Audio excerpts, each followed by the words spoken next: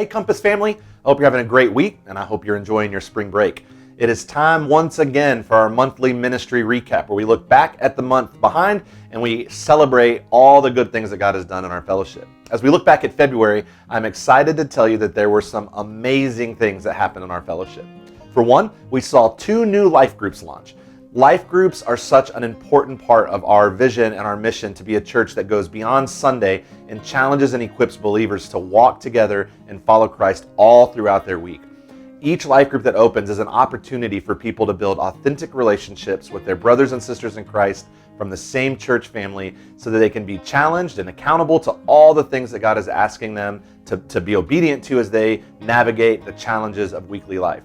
We have more life groups that are prepared to launch, so that means more capacity for you to get engaged. And I would just say, if you have not yet joined a life group, you need to check out information on Sunday. You can go to our website or you can talk to David Garcia, and they would love to tell you about all the good things that come from life groups.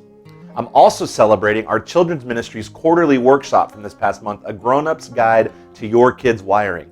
Mandy did such an incredible job of leading us through an understanding of how our kids are wired and how we can best shepherd a child's heart and help them to grow up into who God has created and called and gifted them to be. We have more of these workshops coming over the rest of the year. The next one is going to be super important. Whether you have kids or teenagers or grandkids, you'll want to be there as Kelly Newcomb joins us for a workshop about how to navigate the world of technology with your kiddos. Mandy, thank you so much for the hard work that you're putting into these. I'm also excited to update you about our biblical counseling ministry. Deb and Jared Gerard have been leading people into wholeness in Christ over the last year, and it has been such an incredible journey. We hear stories each and every month of marriages that are strengthened, of people who are growing through and processing through some hurts, all while growing closer to Jesus.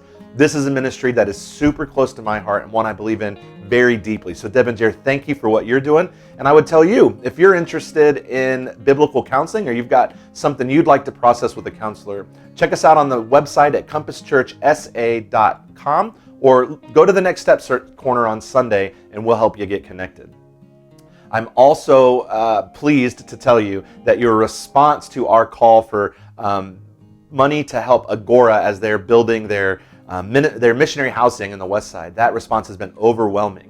We're not quite to the $8,000 threshold, but we are over $6,000, close enough that we were able to go ahead and write them the check so they can continue moving forward towards their ultimate goal. But there is still opportunity for you to participate and raising funds for that incredible ministry. You can do that by going to our Church Center app or to our website and just choose the benevolence drop down, and all of that money will get routed to the right place. But we are so proud of that partnership as Agora is rolling up their sleeves and serving those in deep need in our community. So thanks to Jason Brooks and his team, and thank you, Compass, for partnering with us to help make that happen.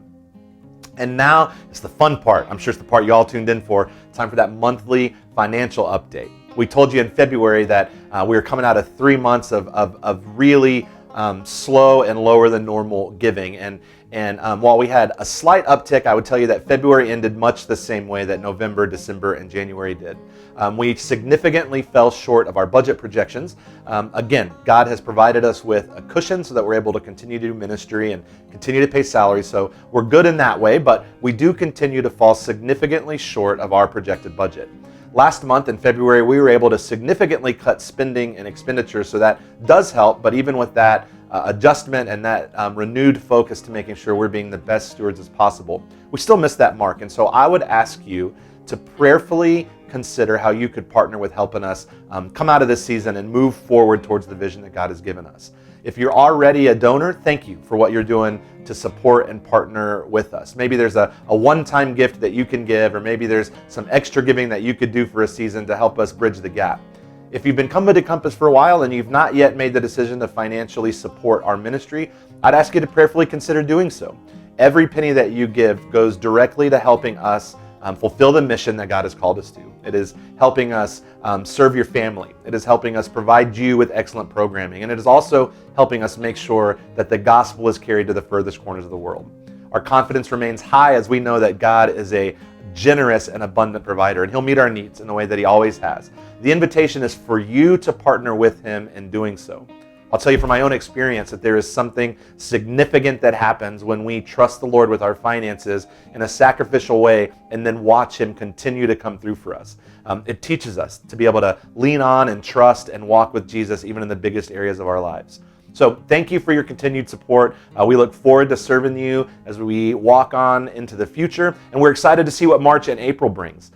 Compass, you're an amazing church. I'm proud of what God is doing in our body. I'm honored to be your pastor. I look forward to seeing you this Sunday as we continue our series on Ephesians. I hope you have a great week. God bless you, and I'll see you soon.